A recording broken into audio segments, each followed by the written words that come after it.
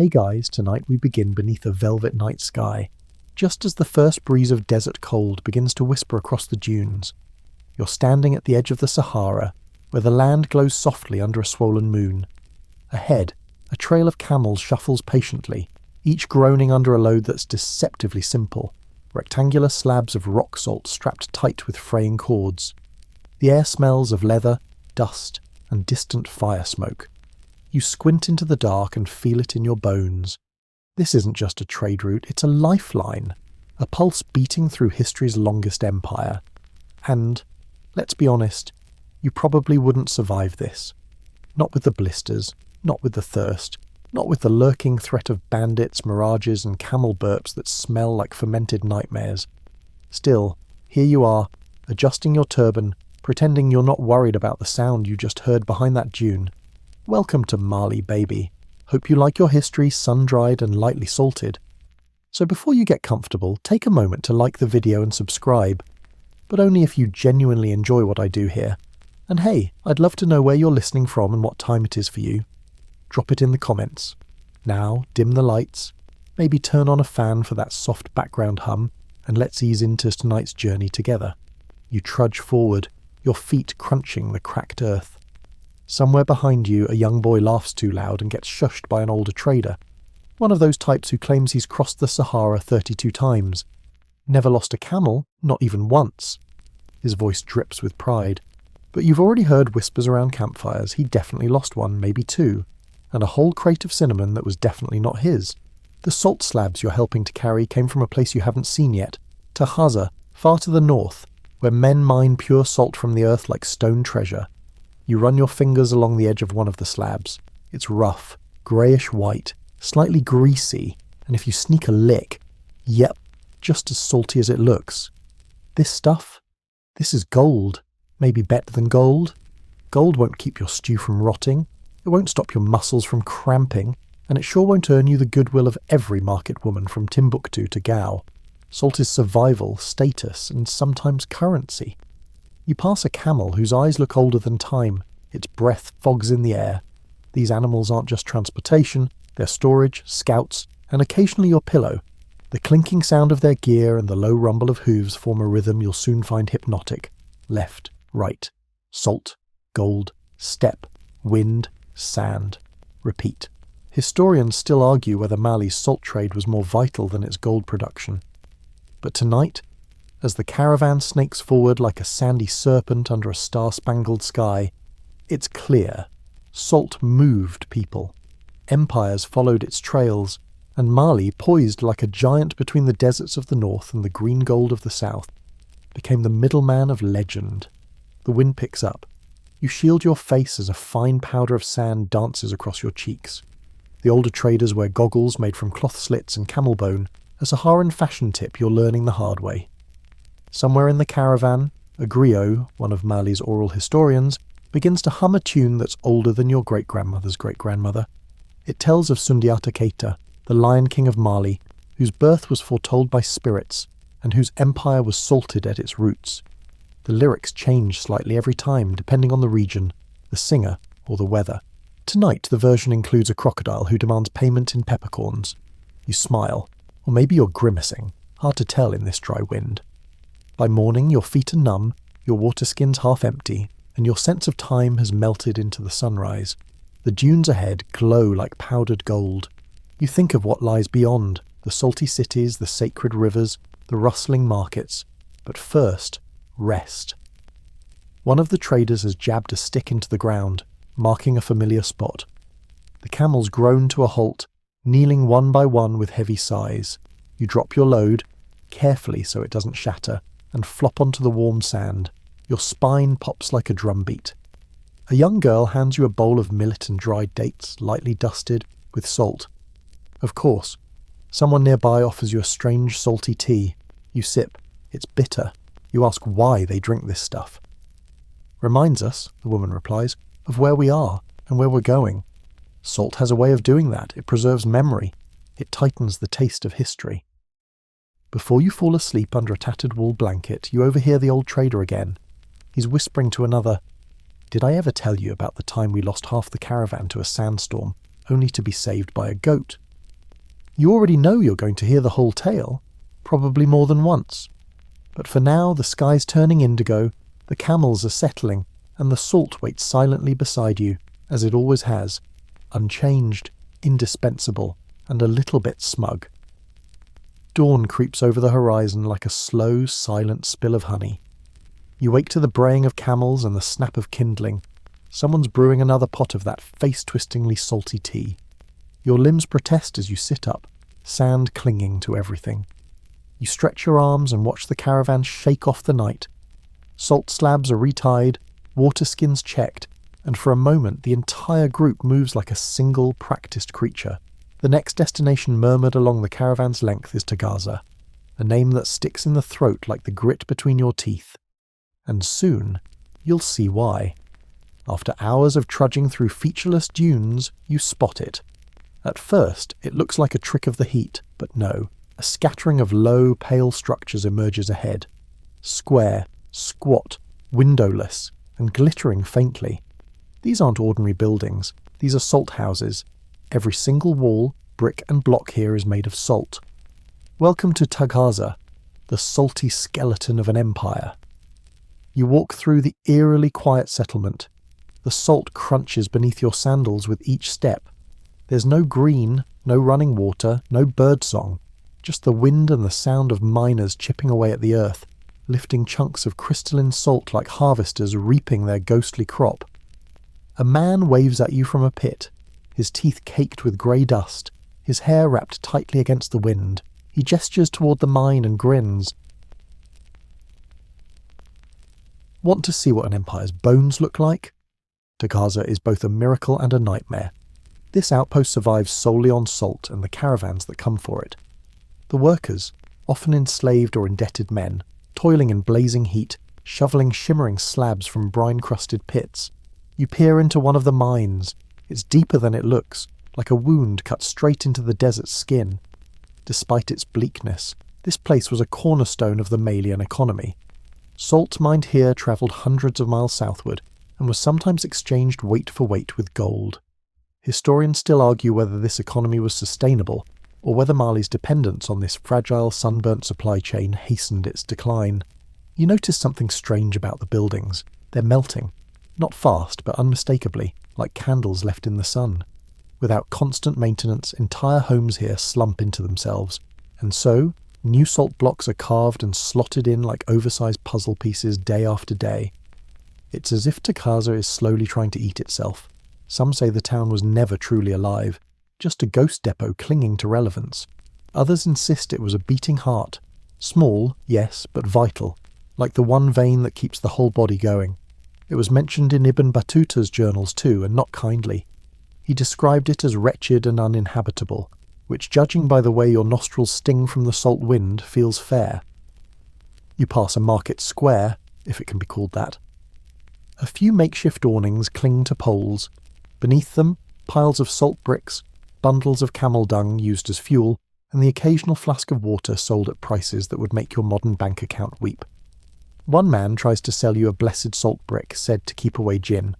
You smile politely and back away slowly. You overhear a trader joking that Taghaza salt tastes like fear. Another swears that licking the mine walls will bring you visions. You decide not to test either claim. The local food is as grey and dry as the town itself. Floury cakes stiffened with salt, chewy goat strips you're not convinced are still goat, and fermented camel milk so sour it makes your eyes water. Still, everyone here eats with the steady rhythm of people who know the cost of waste. What makes Taghaza truly bizarre, though, is how much power it held. This ruinous pit, where the sun burns so hot that metal warps in your hand, was once a keystone of trade diplomacy. Leaders in Mali and beyond depended on these salt slabs to preserve meat, flavour grain, and, most importantly, buy loyalty. It wasn't just the miners and traders who profited. Chiefs, kings, religious leaders, they all got a cut. You picture Mansa Musa, robe glittering like starlight, standing in Timbuktu and nodding solemnly as a caravan from Taghaza delivers his cut. Salt may not sparkle, but in the right light, it commands more power than a gem. You find a wall near the edge of town, its bricks weathered but still standing. Carved into one are strange markings. Not Arabic, not local script. Just a rough pictograph of a man beside a camel, beneath a sun and holding a block of salt.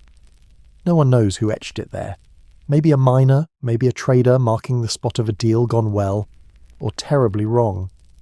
That's the thing about Taghaza.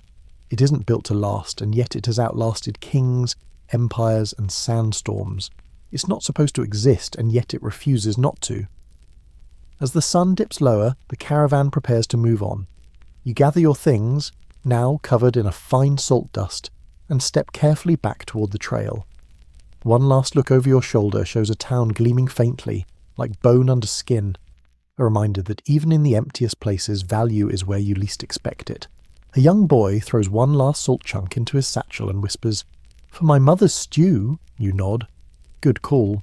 That stew probably needs all the help it can get. You mount back onto your camel, sore and sun-bitten. Behind you, Taghaza begins to shrink, shrinking into the sand like a memory too stubborn to fade. The caravan moves again. The desert stretches ahead like a sigh, wide, breathless, infinite. You're starting to understand why the Tuareg call it Tinaruwen, the empty lands. The wind picks up, whispering secrets across the dunes. It's a long road ahead, but at least now you've settled into the rhythm of the caravan. Step, step, sway, clink. Camels groan like grumpy baritones. Their legs move like machinery, smooth and oddly graceful, if you ignore the sounds coming from their insides. You ride high on one's back, swaddled in cloth and stubbornness, your legs straining to adapt to the side-to-side roll. It's not a ride, it's a negotiation, and you're definitely losing. Camels are weird. Let's just say it. Their eyelashes are longer than your patience. Their nostrils close in a sandstorm. Their feet, soft and wide like marshmallows, don't sink in the sand the way yours do. And despite their dramatic attitude, they are the undisputed kings of desert travel. You, however, feel like a sack of grain slowly learning humility. The caravan's pace is deliberate, about 3 miles per hour. That's about the speed of a determined toddler, and yet it's fast enough to cover vast distances over time. These camel trains can stretch for miles, especially during peak seasons. Some were hundreds of animals long, a grand procession of humps, hooves, and halters. You pass a cluster of bones, sun-bleached and scattered, likely an old pack animal who gave up the ghost mid-journey. Someone's tied a strip of cloth to a nearby shrub, a marker, a memory, or maybe just a warning. Don't stop too long. The desert waits for no one. You talk to a fellow traveller. His name is Bakari. He's a seasoned handler, the kind who can coax a camel into kneeling with nothing but a twitch of his eyebrow. He offers you dried dates from his pouch and tells you with a wink that his oldest camel understands insults in 3 languages. Salt, he says between bites, makes kings, but camels, they keep kings alive. He's not wrong. Without camels, the salt trade would have died on the vine. No horse, no ox, no cart can handle these dunes the way camels do. They go without water for days. They carry hundreds of pounds. They spit with astonishing accuracy. The ancient Berbers called them God's gift to the sand. Historians still argue whether camels were first domesticated in Arabia or North Africa. But one thing is clear. Once they entered the trans-Saharan scene, trade exploded. Salt from the north, gold from the south, ideas, languages and cultures riding back and forth atop gangly burping beasts. You take note of the gear. Saddlebags made of woven goat hair, bells to keep track of each camel, even little charms against the evil eye. The caravans are like mobile villages complete with disputes, songs and gossip. Someone a few camels over swears they saw a star fall last night. A trader in front of you says he dreamed of a crocodile walking on 2 legs. Definitely a bad omen, or a weird stew. As the sun climbs higher, the heat becomes unbearable. You swaddle your face tighter. Every inch of exposed skin starts to sting. It's the kind of heat that makes you question every life choice that led you here. You think about modern air conditioning and weep quietly inside. But then, you spot it. A mirage? No. A real shimmer on the horizon. A temporary rest stop. It's nothing grand, just a cluster of tents, a few scrappy camels tied up, a fire pit with someone boiling tea that smells like mint and dust. But it's enough.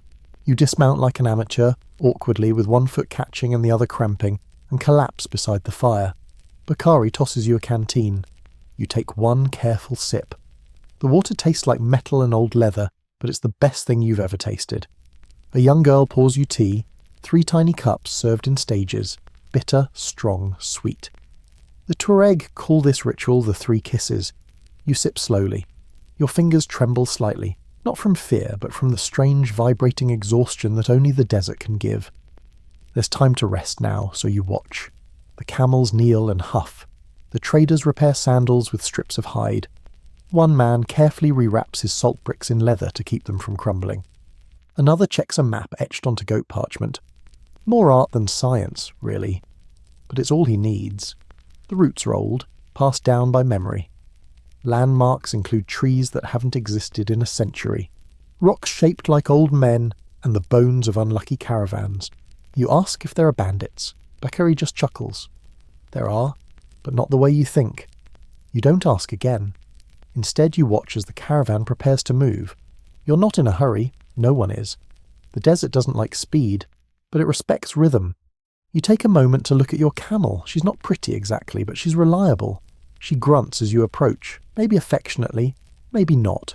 You're starting to understand her language. A fringe detail catches your attention. Some traders carry small pouches of salt dyed red with ochre. Supposedly it brings good fortune, or maybe it's just easier to spot if it falls. One man swears red salt wards off desert spirits. Another says it helps with camel constipation. You decide not to look too closely. The heat fades slightly as the sun starts its slow descent. Shadows stretch across the dunes like sleeping giants. The caravan moves again, and you with it, falling back into the sway and thrum of movement. You realise something strange. The rhythm isn't just physical, it's mental, spiritual even. The monotony of the desert, the silence between camel grunts, it does something to your brain. Time loses meaning. The past and present melt together. You think about ancient traders walking this exact trail 1,000 years ago. You wonder if they were also cursing their saddle sores. Salt may be the cargo, but the true trade is something deeper. Motion, memory, momentum. And as the stars begin to blink awake above you, you fall into step, into history, into rhythm. Night falls again, smooth as silk and just as deceptive. The wind hums low across the dunes, curling around the caravan like a purring cat made of cold air and ghost stories. You're used to it now, the muffled thud of camel hooves, the soft chime of copper bells swinging from leather straps. But as the sun rises, golden and blinding, the sound changes. Water. Distant but real. A new scent in the air. Wet clay, papyrus, life. You've reached the banks of the Niger River, Mali's beating heart. It emerges like a miracle, silver blue and slow-moving, coiling through the Sahel like a ribbon dropped by the gods. After endless dunes and mirages, the river feels like a hallucination, only colder and more generous. The caravan halts near Gao, one of the oldest cities in West Africa, and for a moment, the contrast is overwhelming. From salt flats to riverbanks, from parched winds to humid air that clings to your skin, the city hums with life. Traders unloading bundles, fishmongers barking prices, the slap of woven mats drying in the sun. Children dart past your camel laughing, their feet kicking up dust and fish scales in equal measure. You dismount, knees buckling slightly, and follow the salt handlers toward a low mud brick building marked with saffron paint. Here, salt is weighed, cut, and sometimes shaved into smaller bricks. A man scrapes a slab into fine dust, careful not to waste a grain. Every flake is precious, every particle, profit. Historians still argue whether Gao or Timbuktu held more sway in the salt economy, but one thing's certain, Gao had the river. And the river meant fish, markets, gardens, and access. Salt from Taghaza came south by camel, but from here it flowed downriver in shallow boats carved from tree trunks, moving through Mali like blood through veins. You watch one of these boats now, low, broad, and oddly elegant, pushed along with a long pole by a boy who can't be more than 10. His cargo? Salt. Of course. He sings to himself as he works, a lilting tune about a crocodile who stole a bride. You're starting to think the crocodiles in Malian folklore have PR issues. Beside the river, a group of men pray in long rows, their faces turned east, their feet touching the earth. Salt sellers wait patiently beside them, not because they're religious, though many are, but because deals made in haste never last. That's one of the unspoken rules of Gao. Everything has its rhythm. You wander into the market district, eyes wide. There's salt here, sure, but also baskets of dried fish, slabs of gold wrapped in cloth, and intricately carved charms sold by a woman who claims she can curse your enemies with nothing but a pebble and a whisper. You believe her, mostly because she hasn't blinked in 5 minutes. Gao was once the capital of the Songhai Empire, before Mali swallowed it whole for a time. The walls here aren't grand, but the culture is. You see Arabic script carved into stone and hear 5 languages in one conversation. Some of the traders wear robes dyed with indigo so deep it stains their hands blue. Others carry ledgers, actual books, recording trades, prices, even dreams. One entry just reads, "Salt too dry today. Wait for cloud." You sit on the riverbank with a trader named Seydu, who chews on salted fish and flicks pebbles into the water. "Salt?" he says. "It's not just food. It's promise. It's memory." You ask what he means. He shrugs. You taste it, and you know, you remember, the sea, the sweat, the trade, the dead, the living. He hands you a fish. You take a bite. It's sharp, pungent, preserved to survive months in the heat. Your teeth hurt a little. Your soul wakes up a lot. You hear drums in the distance, probably a griot ceremony. Somewhere, someone's telling the old stories of Mansa Musa, who once passed through Gao with an entourage so huge that the entire riverfront had to be cleared, of warriors who salted their wounds and rode into battle with red cloth tied to their spears, of storms that chased caravans all the way from Taghaza to here and back again. You catch sight of one of the city's oldest structures, the Tomb of Askia, a giant earthen pyramid-like tower built in the late 15th century. Locals say it was constructed with both mud and salt water. Whether that's true or not, the structure seems to glisten faintly under the sun. Maybe it's just the heat haze. Maybe it's history shining through. There's a fringe detail you notice as you pass a nearby courtyard. Small pots of salted clay set out to dry, used by some herbalists for treating wounds and fevers. Salt isn't just economic here, it's medicinal, spiritual, cultural. Babies are sometimes rubbed with a salt paste to bless their bones. Salt lines are drawn around sickbeds. You step over one carefully. A boy runs past you shouting something about a crocodile in the river. Again. You look up in time to see a ripple near the far bank. It could be anything. A fish, a log, or one of Mali's many old spirits, checking in on the trade route it used to haunt. You smile and move on. By evening, Gao quiets. The traders light lanterns. The boats moor along the muddy banks. A woman stirs a pot of fish stew over a charcoal fire, tossing in a handful of, you guessed it, salt. She offers you some. You try to say no. You fail. Again. And as you lie back, belly full and head spinning, you watch the river flow in the moonlight. Slow, steady, unstoppable, like the salt that brought you here. You wake before dawn to the sound of drumming, soft, insistent, rhythmic. Not the alarm kind, the ancient kind. The kind that says something sacred is beginning. The market is stirring again.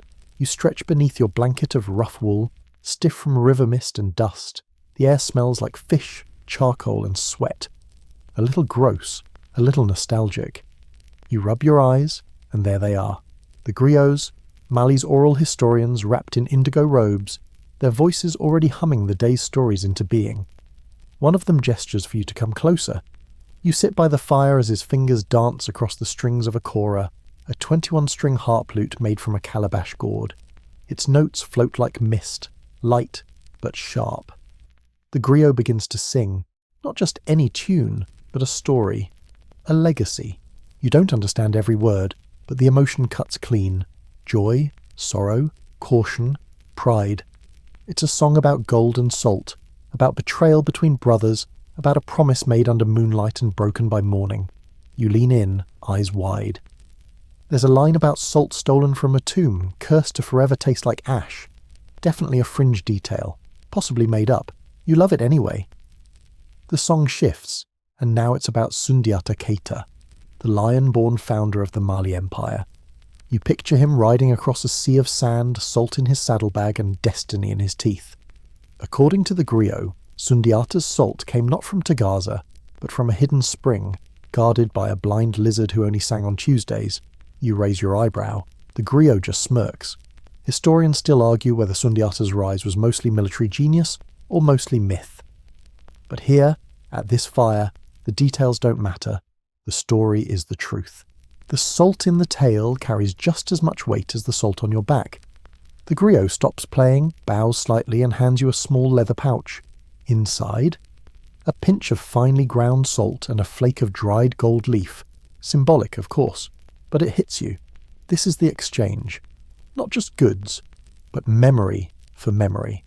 Later that morning, you wander through the heart of the city. Gao has begun to simmer. Merchants shout over each other. Fabrics in sunset, shades flutter on poles. A pair of camels argues loudly if such a thing is possible, and at the centre of it all, two young griots sit cross-legged on woven mats, surrounded by wide-eyed children. They're reciting another salt tale, this one about a gold thief who disguised himself as a salt merchant, but was undone when he forgot the taste. You grin. Salt has a way of exposing the truth. You step into a modest clay building with scrolls wrapped in leather tucked into every crevice. It's not a library exactly, more like a house of stories. One elder allows you to unroll a scroll and see the calligraphy inside. It's in Arabic, of course, but also marked with personal symbols, musical notations, clan crests, even weather reports from long-gone traders. You spot a line that reads, "Salt passed this way, so did sorrow." You ask the elder if it's a poem or a record. He replies, "Both." You leave feeling slightly haunted. As the sun climbs higher, you find yourself near a temporary caravan camp. Traders are preparing to leave again, loading up camels, checking straps, brushing dust off their wares with palm fans. One man pauses to sprinkle a bit of powdered salt into a leather pouch before tying it tight and placing it beneath his shirt. "For luck," he says, "and for home." Another trader tells you how he paid his bride price in part with salt. Not gold, not livestock. Salt. You blink. "Gold feeds the eye," he says, "but salt feeds the belly." It's true. Across Mali, especially in earlier centuries, salt was sometimes more valuable than gold. Not just because it preserved food, but because it preserved life. Trade, alliances, even peace treaties were salted, sometimes literally. As you help tighten a camel's saddle strap, you hear a song rising again from somewhere behind you. A griot's voice, riding the wind. It's a lullaby, but also a warning. Something about salt turning sour if it's stolen, or if it's forgotten. You're not sure, but you find yourself humming it under your breath. You glance at the horizon. Beyond it lies Timbuktu, the next jewel of your journey. You've heard stories about scholars who read stars, about markets where you can buy 3 languages for the price of a fish, about libraries that smell like ink and dust and secrets. But tonight, the caravan will rest here. One more night on the banks of the Niger, cradled between trade and tale. You sit beneath a tree with a bowl of couscous heavily salted. Around you, men laugh, argue, make plans for futures that may never come. One draws a map in the dirt with his finger, his own secret trade route, filled with fake towns and exaggerated dangers, just in case someone's listening. You add a fake volcano to his map, just for fun. He nods in approval. Salt, it seems, makes jokers of even the weariest travellers. As stars prick the sky and the drums begin again, you realise something. The story never really ends. It just gets handed off, like salt, like song, like stories pressed into scrolls and strapped to camels, and tonight, that story belongs to you. The morning sun creeps over the horizon like a gold coin melting into the sky. The caravan is already in motion, camels kneeling, groaning, traders stretching stiff legs and wrapping scarves tightly around sunburnt faces. Today's march is heavier. You can feel it in the air, in the careful way people speak less and glance more. Something important lies ahead. You're approaching Timbuktu. The name alone sounds mythical, like it belongs in a children's bedtime story or a pirate's treasure map. But it's real. Very real. And as the shimmering outline of the city rises on the horizon, you realise you're about to walk into a place where gold was common, salt was sacred, and books, yes, books, were the crown jewels of empire. The entrance is humbler than you expect. No towering stone gates or flags flapping in the wind. Just winding dirt paths, clusters of adobe buildings, and a steady stream of traders coming and going like ants around a dropped sweet. But don't let the dust fool you. This is one of the intellectual capitals of the medieval world. Timbuktu wasn't just a trade hub. It was a university city, a centre of Islamic scholarship, a dusty library with streets. The locals sometimes say, gold came to Timbuktu for weighing, but it stayed for reading. You follow the caravan to the central market square. Camels are unloaded with the grace of a practiced dance. Salt slabs, still dusty from the Taghaza mines, are stacked high. You can practically hear the value clinking in the air. This is wealth in cubic form. Historians still argue whether Timbuktu's golden age peaked during the Mali Empire or under the later Songhai rulers, but what no one doubts is this. Timbuktu was a jewel, and salt helped polish it. You're led through narrow alleys to the famed Sankore Madrasa, one of the city's most celebrated centres of learning. You enter a cool, shadowed courtyard where students sit cross-legged on woven mats, reciting verses and debating theology, astronomy, and, economics. One tutor holds up a salt slab and begins a lecture on trade routes. You sneak closer. The salt from Taghaza, he says, is not simply for food. It is for preservation, of meat, of bodies, of knowledge. He nods toward a student carrying a leather-bound manuscript. This book, this ink, this page, paid for in salt. You walk through the madrasa's side rooms, really just nooks carved into thick mud walls, where scrolls and books are stacked like treasure. The air smells of parchment, goat hide, and age. Some texts are wrapped tightly in cloth to guard against dust. Others are open, their calligraphy looping like vines. There are works on medicine, astronomy, grammar, law. You brush your fingers over a margin note and realise you're touching the handwriting of someone who lived 700 years ago. One scholar shows you a particularly rare document, a treatise on trade ethics that includes a section on not tampering with salt weights. It even has a drawing of a trader getting smacked with a sandal. You raise your eyebrows. The scholar shrugs. Justice, he says. There's something strange and beautiful about this place. Salt pays for books. Books explain salt. And in between, whole generations are raised on knowledge built from dust and discipline. Outside the library, a group of children play a game involving small rocks and much shouting. One boy uses a tiny piece of salt as a lucky stone. You smile, remembering how, even as empires rose and fell, the simple act of playing never changed. A woman waves you over to her stall. She sells spices wrapped in cloth, cumin, coriander, dried ginger, and tiny jars of a salt paste used to rub into meat and occasionally feet. She claims it cures both hunger and heartbreak. You buy one. Can't hurt. As you eat lunch, a stew of millet, goat, and yes, that same salt paste, you overhear a debate nearby.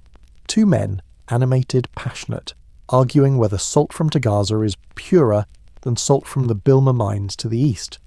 You listen as they quote ancient travellers, griots, even local proverbs. Eventually one slams down a spoon and says, "Fine, we'll settle it by taste test." This does not happen. But you admire the energy. Not all of Timbuktu's beauty lies in its wisdom, though.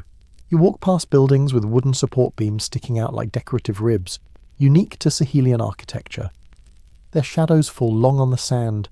You pass a mosque where the minaret is built entirely from sun-baked mud and reinforced with palm sticks, and it somehow radiates grandeur without gold or stone. The fringe details are everywhere. A boy with a tray of candied dates dusted in salt and pepper. A woman with a scarf embroidered with symbols, each one representing a trade route her ancestors once travelled. A bundle of scrolls tied with blue twine because blue keeps the bad spirits out. Or maybe it's just what they had. Hard to say. And then there's the silence. Not literal silence. The city is noisy, alive, buzzing. But there's a stillness under it all, a sense that knowledge is resting here, like a lion in the shade, not needing to roar to be known. As the sun dips, the call to prayer floats above the rooftops. You climb a low wall and look out over Timbuktu. The river shimmers in the distance.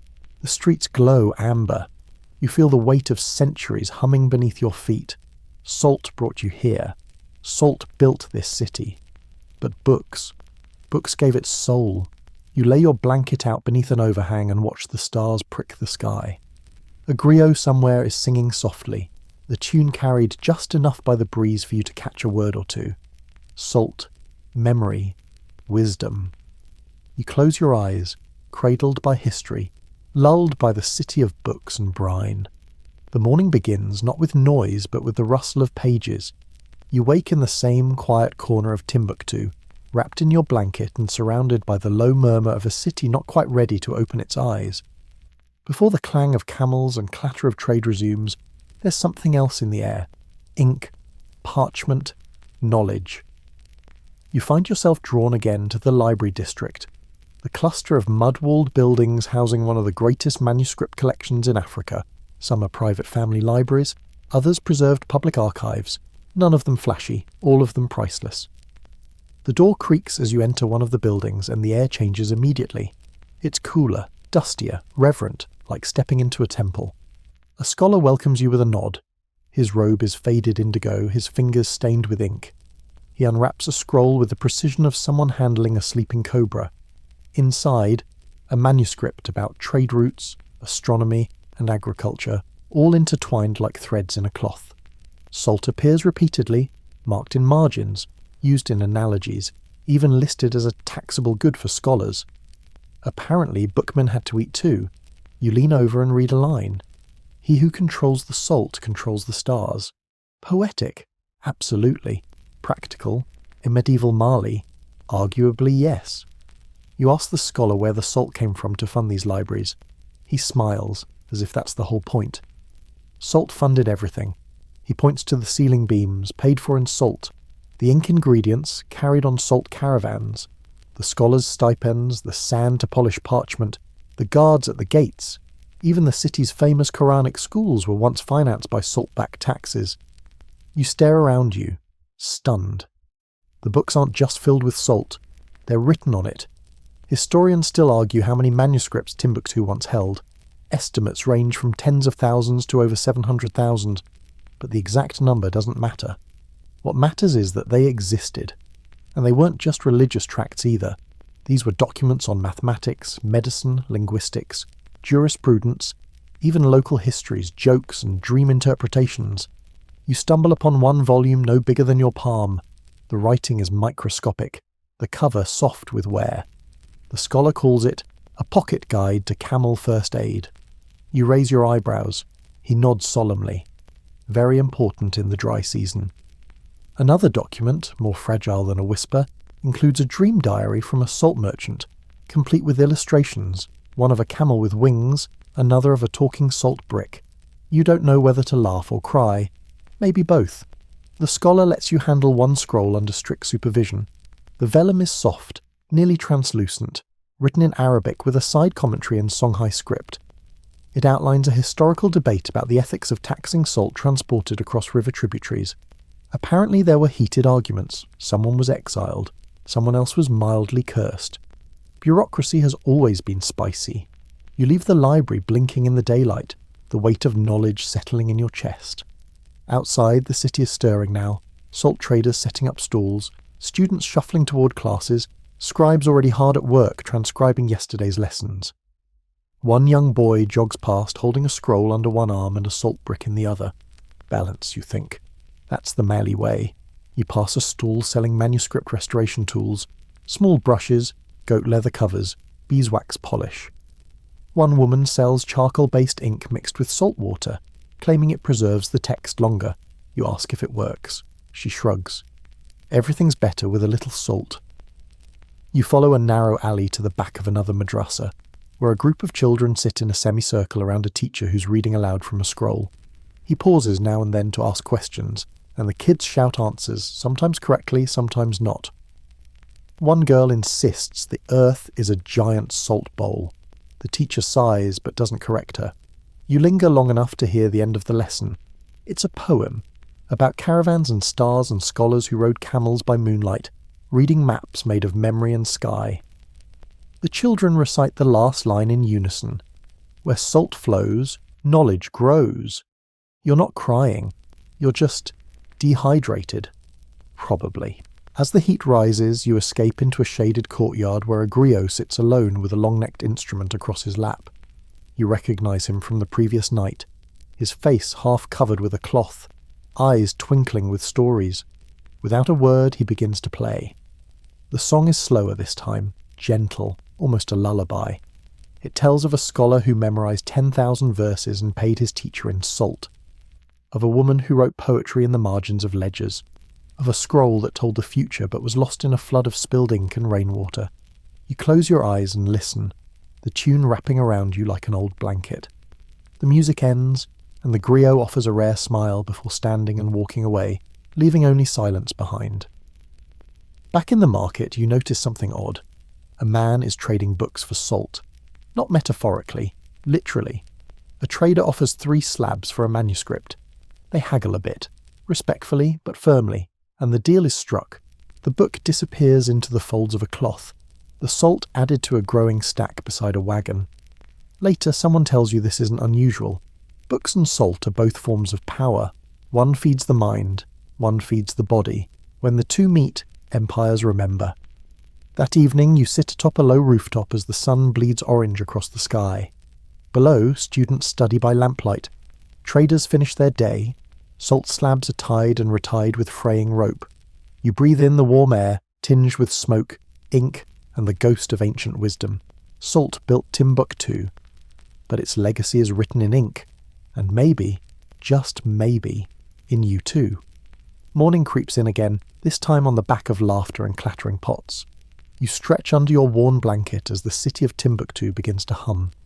Vendors calling out their goods, donkeys braying somewhere down an alley, the rhythmic slap of dough being patted flat for breakfast. The caravan's staying one more day, which means you have time to wander, listen, and maybe get into a little trouble. Soft, salt-related trouble. The best kind. You head toward the market, where the pulse of the city beats hardest. It's a sprawling maze of stalls and mats and shade awnings patched with every kind of cloth imaginable. The smell is complex. Salt, obviously, but also cumin, dates, boiled fish, damp wood, camel sweat, and a very bold kind of cheese you try not to look directly at. You pause near a woman arranging piles of salt slabs like bricks, some grey, some nearly white, a few even streaked pink from a distant mine in the east. Each has a price. Each could buy something different. A handful of cloves, a bolt of cloth, half a goat, a promise. A man nearby is arguing over a transaction. Not about gold, not even about fish. He's trying to buy a wife with salt. You sidle closer, pretending to examine a pot of dried hibiscus petals. Eavesdropping is a moral grey zone, but you're practically a historian now, so permission granted. The discussion is animated but polite. The bride's family wants more salt, 6 bricks minimum. The groom offers 4 and a future camel. Someone brings up a cousin's wedding that only cost 2 bricks and a very loud chicken. Eventually they agree, a dowry of 5 bricks and 1 embroidered tunic. The deal is sealed with handshakes and the slicing of a dried fig. Salt, it seems, can buy spices, silks, livestock, housing materials and marriages. It's both deeply practical and profoundly symbolic. Salt doesn't just flavour, it binds, it stabilises, and when used this way, it almost feels like a blessing. You pass a group of women seated on low stools, grinding dried peppers and mixing them with crushed salt to make a red-hot seasoning paste that could wake the dead. One offers you a taste on the tip of her knife. You cry politely. A griot strolls past, singing a new tune. This one's about a jealous merchant who salted his rival's grain sacks to ruin the flavour. The revenge was poetic. The rival married his daughter and demanded 10 salt bricks as dowry. Irony. Thy name is seasoning. Historians still argue whether salt was truly considered currency in medieval Mali, or simply a high-value commodity. But here, on the ground, watching a man offer 3 salt bricks for a sturdy cooking pot, the line feels blurry. You don't need minted coins when everyone understands the worth of what's in your hands. You duck into a shaded stall where a tailor is stitching silver thread into cloth the colour of sunrise.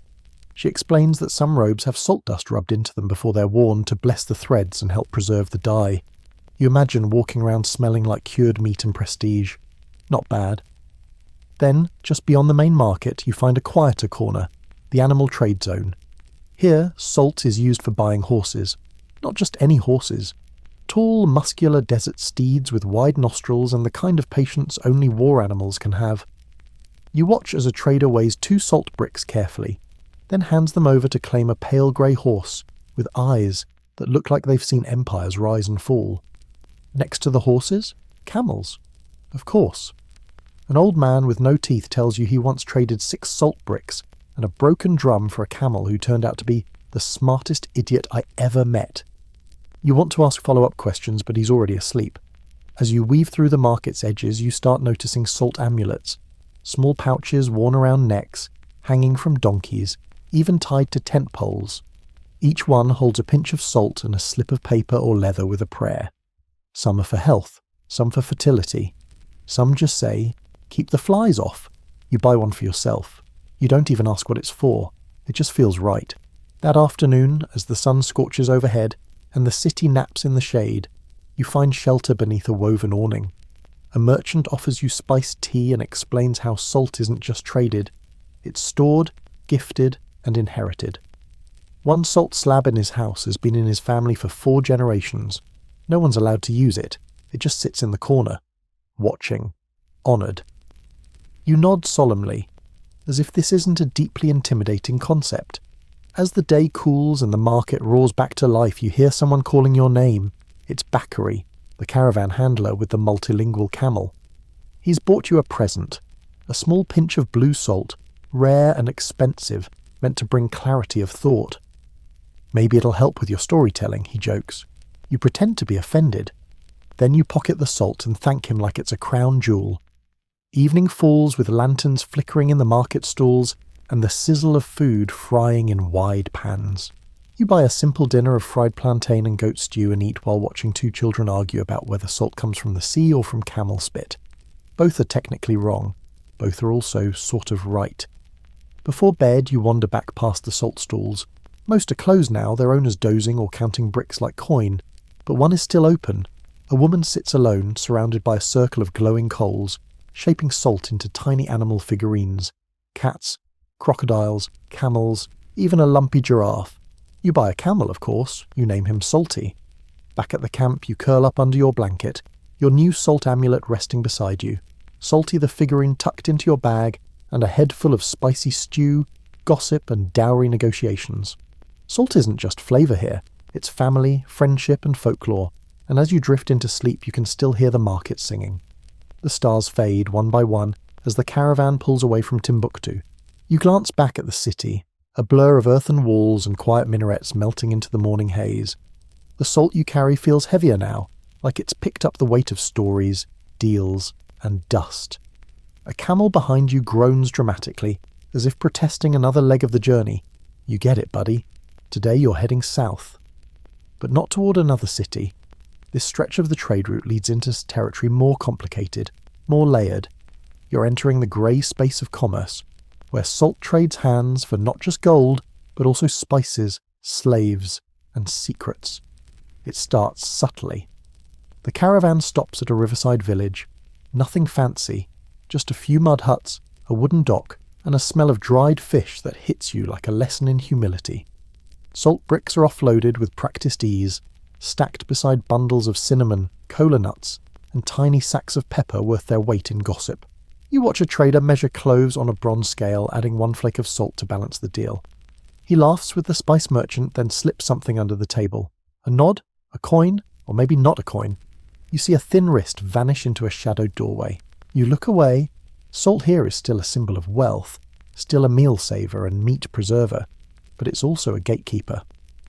In the bustling hubs of trade, salt becomes the ticket to deeper, darker dealings.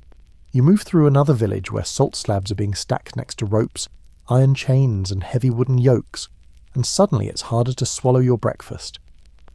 Historians still argue whether Mali's salt trade fueled the Atlantic slave trade or simply coexisted with it, but in this moment, you see the shadows where the two intersected. You pass a group of captives seated quietly under a tree, guarded but not chained, yet. A woman leans against a salt block as if it's just another rock, but you know better. That salt may be part of the price paid for her journey, or her captivity. A man nearby claims he once traded salt for an entire riverboat, full of spices and people. He says it like someone talking about livestock or millet, not lives. Another says he refused a trade that included bad luck captives and lost half his caravan to illness 2 days later. Superstition, or maybe guilt. Either way, it lingers. A griot travelling with your caravan sings softly that night, near the campfire. about a man who bought his brother with a single salt brick and never slept well again. The others chuckle nervously. You wrap your blanket tighter. Salt doesn't judge. It's just salt. But what people do with it, that's where the history bites. The next village you reach is smaller, quieter. A woman offers you a bowl of stew with salted duck and bitter greens. You thank her and sit beside an old man who tells you that his grandfather was bought out of bondage with 2 salt bricks and a horse's saddle. You nod. He nods.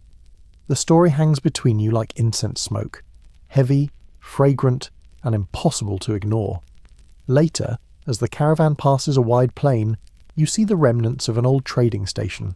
Collapsed walls, stone markers, fire pits. A camel bone sticking out of the ground like a warning. Bakari, your ever-wise handler, says this place used to be a bustling midpoint for slave caravans and spice routes, until a rebellion burned it down. Salt funded both sides, he adds with a shrug. That's the joke. You keep walking. At another rest stop, a woman hands you a charm made of woven reeds and tied with salt-dusted twine. For safe passage, she says, and clean trades.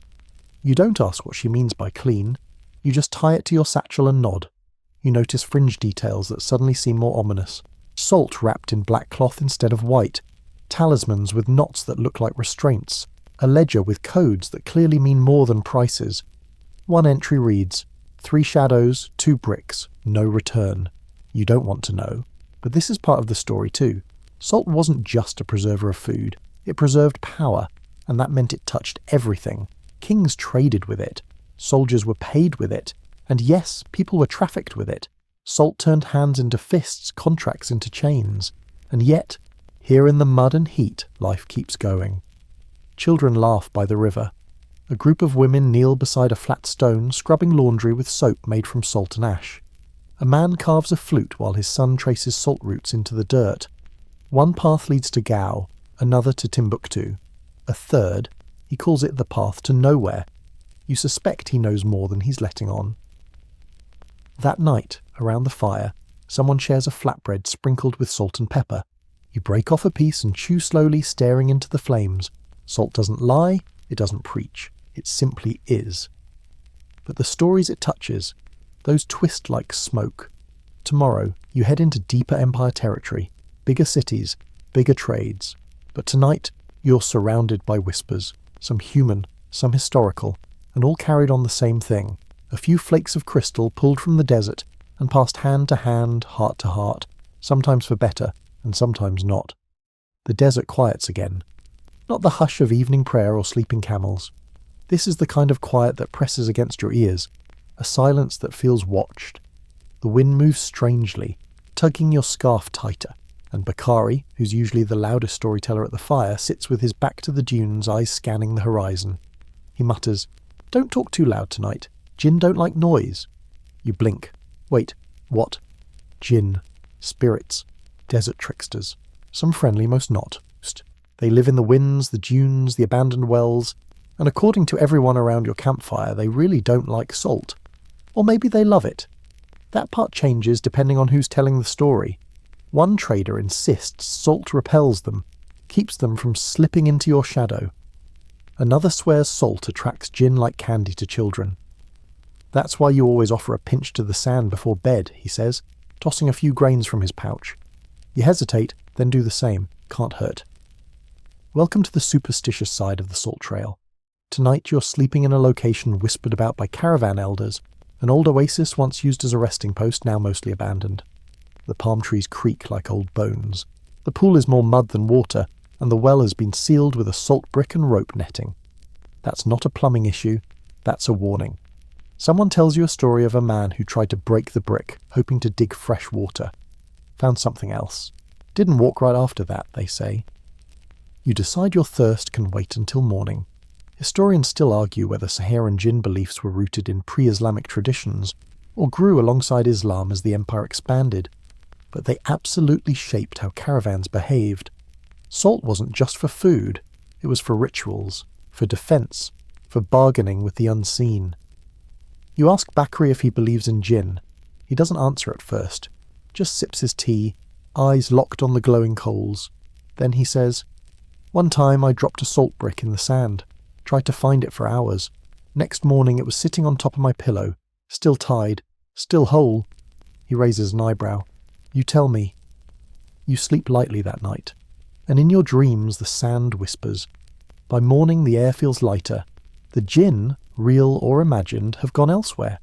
You eat a simple breakfast, flatbread, a smear of goat fat, and a pinch of spiced salt. It's surprisingly good. Food always tastes better after not being possessed. Back on the trail, the caravan passes a strange formation. A salt pillar rising out of the sand like a crooked tooth. No one touches it. Bakari makes a sign with his fingers and spits. It's a marker, an old one, possibly the resting place of a trader who broke a sacred pact. Or maybe it's just a natural formation, but no one investigates. As you move forward, the stories keep coming. One man swears he saw salt melting in moonlight, dripping like candle wax only to harden again by dawn. Another claims he once found a camel hoofprint filled with salt, perfectly preserved.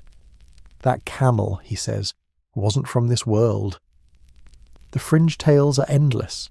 Cursed salt mines that echo with laughter, slabs that cry when broken, a bandit leader who salted his own boots so he'd never be tracked. It's hard to separate fact from folklore, and at this point, you don't want to. The stories are the landscape now. Later, you reach a well-maintained caravan stop. This one's cheerful, bustling even. Salt bricks are stacked neatly near the camp's edge. Not hidden, not protected, just offered. Travellers add a pinch to a communal pile for safe passage. You contribute your own, watching it disappear into the glimmering mound. There's something oddly comforting about that. As the sun sets, the griots begin a new tale, one that toes the line between myth and memory. It's about a trader who tried to cheat a village by watering down his salt. He mixed in river sand, thinking no one would notice. They noticed. They didn't kill him, though. No. They made him lick every brick in front of the village chief. By the end, he confessed his crime and developed a lifelong respect for seasoning. You laugh, but you glance at your own salt stack. All real. All earned. Salt is practical, yes. It's trade. It's wealth. It's empire. But it's also spiritual, symbolic, a line drawn in the sand between the known and the unknowable. You sleep that night with your satchel zipped tight and your charm tucked under your pillow. The desert may have gin, but it also has you. Salt brick lugging, story-soaked, slightly superstitious you. And as the wind shifts, you think you hear laughter. Soft, friendly, probably. The sun rises on another leg of the journey, and this time the road feels fragile. Not physically, though the sand here is softer, almost powdery, and the camels trudge with more effort. But the fragility is in the mood. The traders talk in hushed tones. Bakari chews his dates slower. Even the bells on the camels jingle more quietly, like they know something's off. You've entered the territory known as Mali's salt arteries, those long winding desert trails that connected Taghaza, Timbuktu, Gao, and countless small stops in between. They seem solid on the map, but up close they're vulnerable. One broken caravan, one missing well, one raid by bandits or sandstorm, and the whole network cracks like a dried fig. You pass a crumbling stone marker, a jagged tooth with faded carvings. Bakari translates, "May your camels walk straight, may your salt be unbroken." Salt was more than a commodity. It was logistics, the lifeblood of an empire held together by fragile lines through shifting dunes. And those lines could break, often did. The caravan slows to a crawl when the lead camel halts. Its handler squints at the sand ahead, pokes it with a stick and frowns. The ground is too smooth. No tracks. That's never good. You learn quickly that Saharan trade routes were never paved roads. They were kept alive by memory, instinct, and patterns of wear. Tiny grooves worn into the desert by centuries of hooves and feet. When a path disappears, it's not just inconvenient, it's dangerous. Historians still argue how long a single salt artery could stay alive before shifting sand buried it, or a rebellion made it unsafe. But no one doubts their delicacy. The empire's power depended on these arteries. Cut one, and the heart starts to fail. As you pause beside the halted caravan, a whisper of wind shifts the sand and reveals a haunting sight. The bones of a camel, ribs rising like claws, a few tattered straps still clinging to its spine. You swallow. Bakari mutters, too old to mourn, too recent to ignore. Repairs begin. Scouts move ahead to find the next leg of the route. You help secure salt bricks tighter, muttering a quiet promise not to drop any. Not here. Not now. Along the path you notice other signs of previous breakdowns. Half-built shelters, never finished, their walls half melted by sun and abandonment. Broken pots, a single shoe, toe curled up like it's still walking. These are the scars of trade gone wrong. At midday you reach an old caravan station that's somehow still operational. The walls are patched with salt bricks and palm fronds. Inside, a trader with a crooked smile sells weatherproof salt bags. You ask what that means. He shrugs. They last until they don't. You buy one anyway. Here you meet a grizzled man named Idrissa who claims he once ran a 500 camel salt caravan through this very route. Not one camel lost, he boasts, though we lost 2 men to boredom. Then he adds, and one to bandits dressed as dancers. You don't ask. He points out a narrow pass through the dunes, explaining that it used to be a key artery, until a local rebellion made it impassable. Tried to tax every brick, he says. Eventually the traders just stopped coming. And just like that, a trade artery died. Not with an explosion, not with a roar, but with a whimper and an alternate route. Empires are vulnerable not just to enemies, but to inconvenience.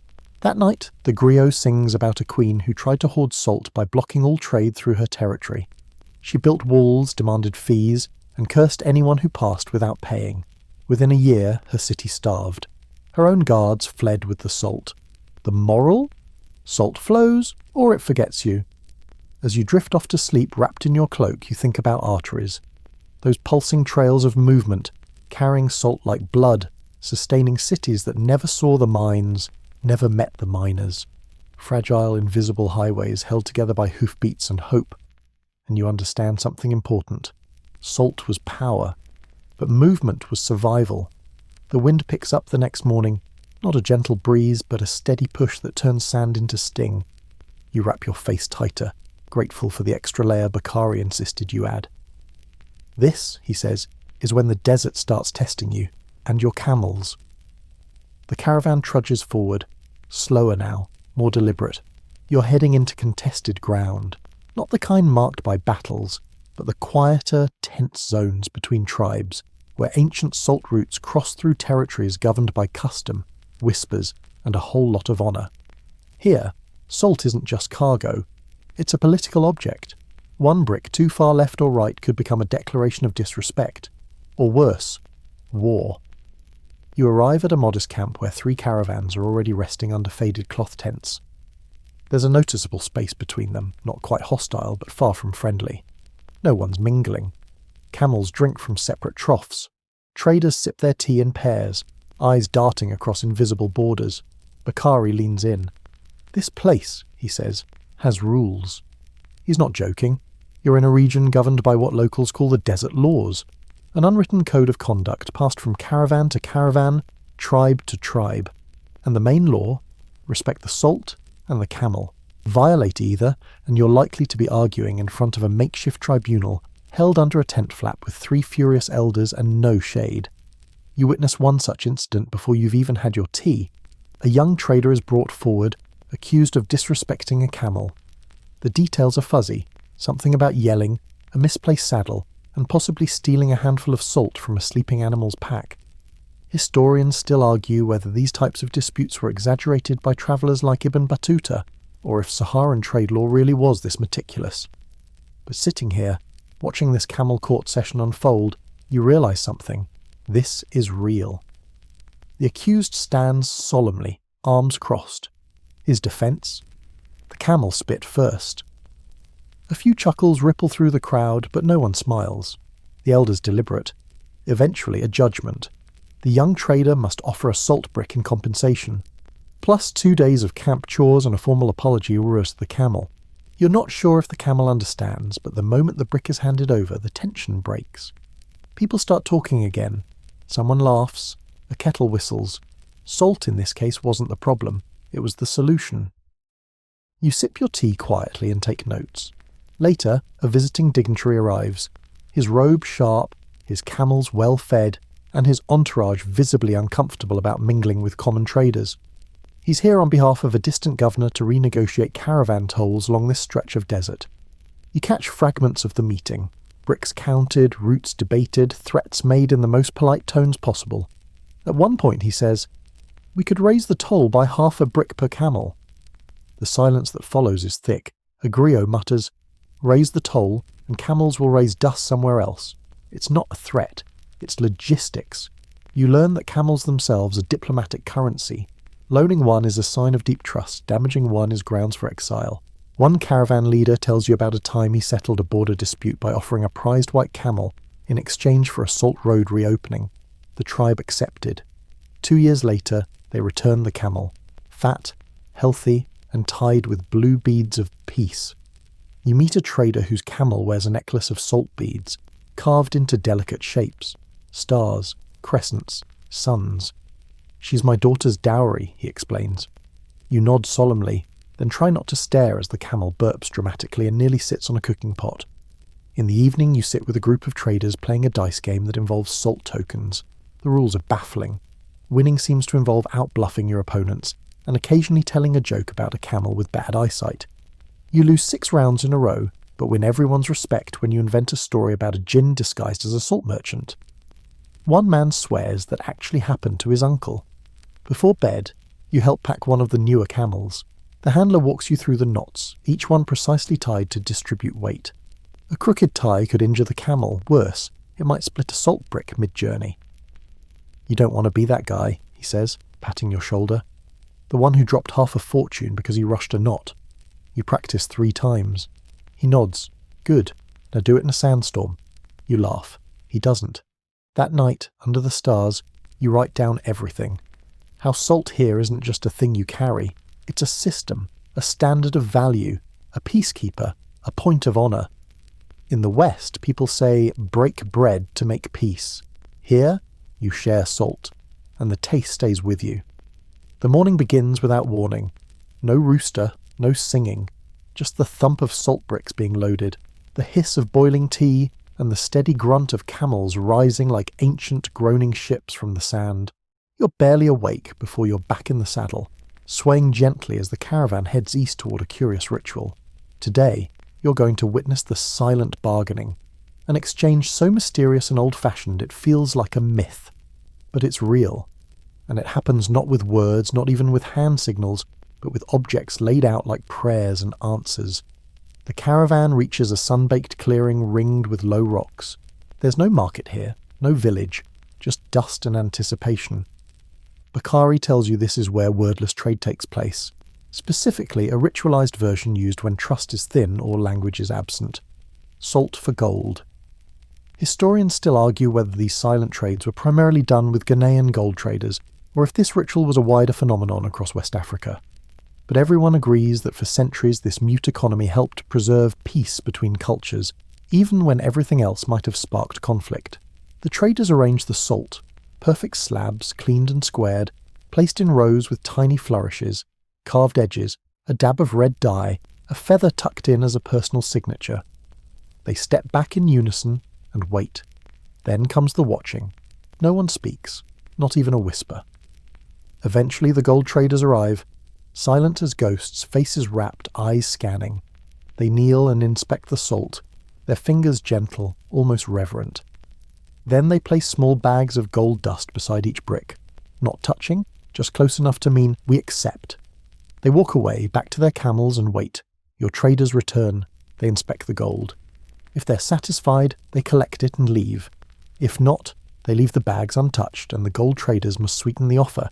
It's a dance, slow, graceful, ancient, and completely silent. You can feel your heartbeat in your ears, afraid even to shift your weight. The desert watches with you, holding its breath. Eventually the salt handlers nod. The deal is accepted. The traders gather the gold, wrap it carefully, and tie it into their satchels with triple knots, a sign that it came from a silent trade and should not be opened without ceremony. Later, by the campfire, the silence lifts like a fog. Voices return. Laughter returns. Even the camels seem relieved.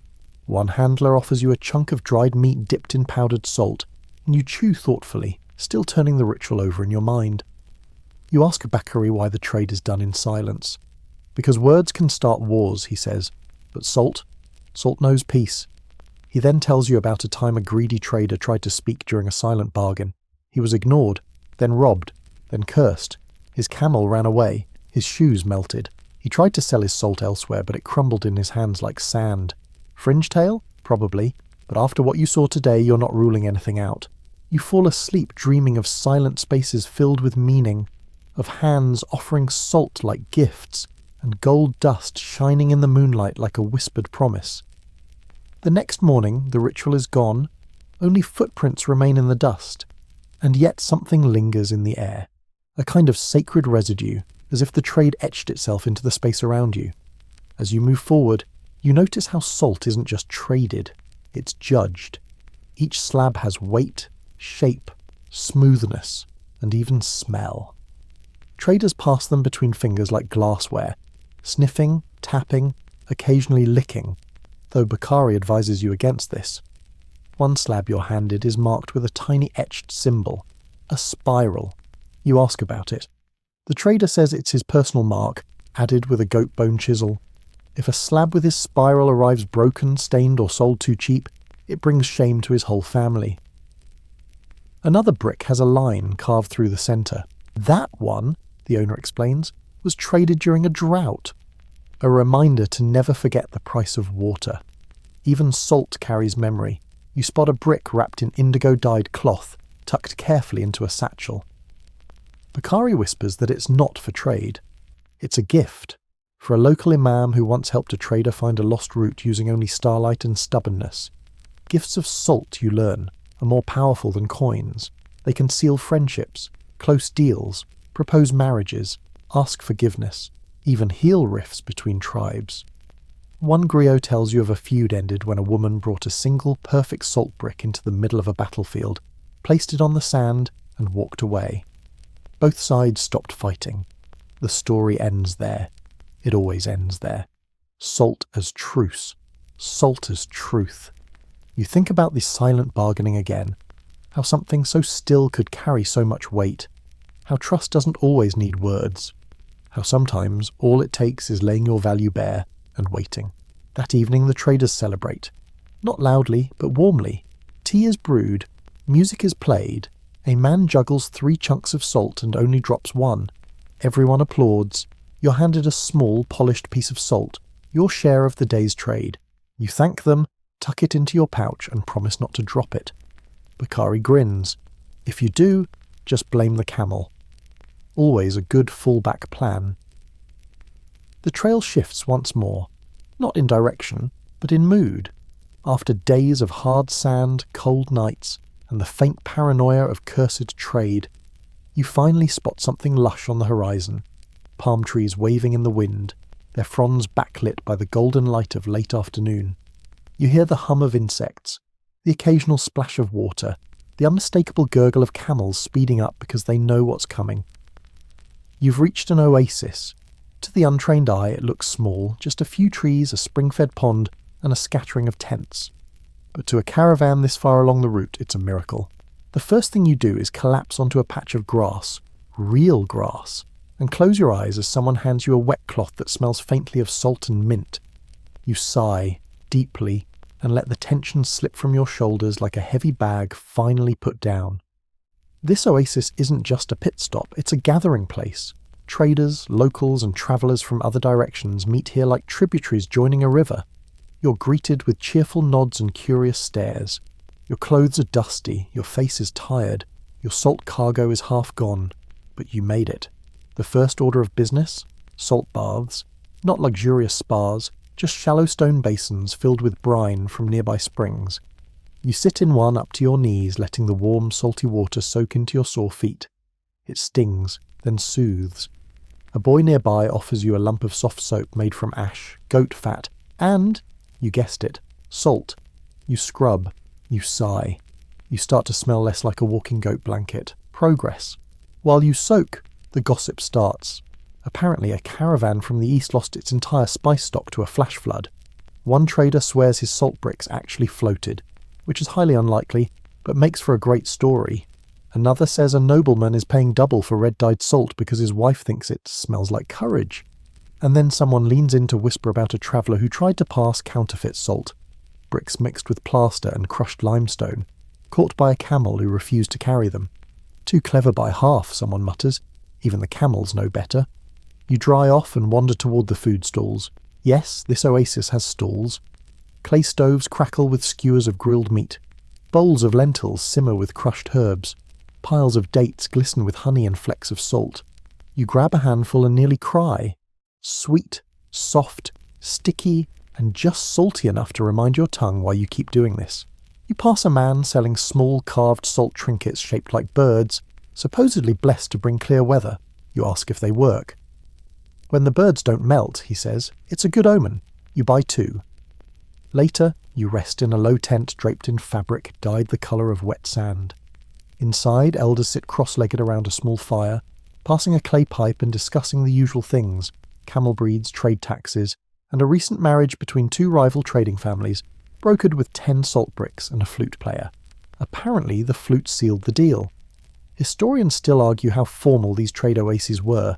Some describe them as casual resting spots, others as mini-markets with unwritten rules and a rotating cast of characters. But sitting here, sipping spiced tea with a bit of salt stirred in, it feels like a community centre for an empire on the move. You're introduced to a woman named Nana, the unofficial host of the oasis. She's been here for decades and knows every route, every caravan leader and every shortcut. Even the wind asks me for directions, she says with a wink. She shows you a map drawn on leather. It's simple, just lines, dots, and symbols. But you understand it. Each line is a route, each dot a stop. Some are circled, some crossed out. You ask why. She shrugs. Salt flows where it's safest. Sometimes that changes. Before you leave her tent, she hands you a salted date wrapped in mint leaves. For the road, she says, and for memory. You don't eat it right away. It feels like a charm. At sunset, the oasis glows. Fires are lit. Shadows stretch long across the sand. Someone is playing a drum gently, a beat that matches your heartbeat. A griot begins to sing, not a grand tale, but a soft lullaby about a man who carried a single salt brick across the Sahara, just to give it to the woman he loved. She threw it at him, then married him anyway. The crowd laughs. You laugh. That night you sleep on a mat beneath the stars, a gentle wind brushing across your face. You feel clean, fed, and, for the first time in days, peaceful.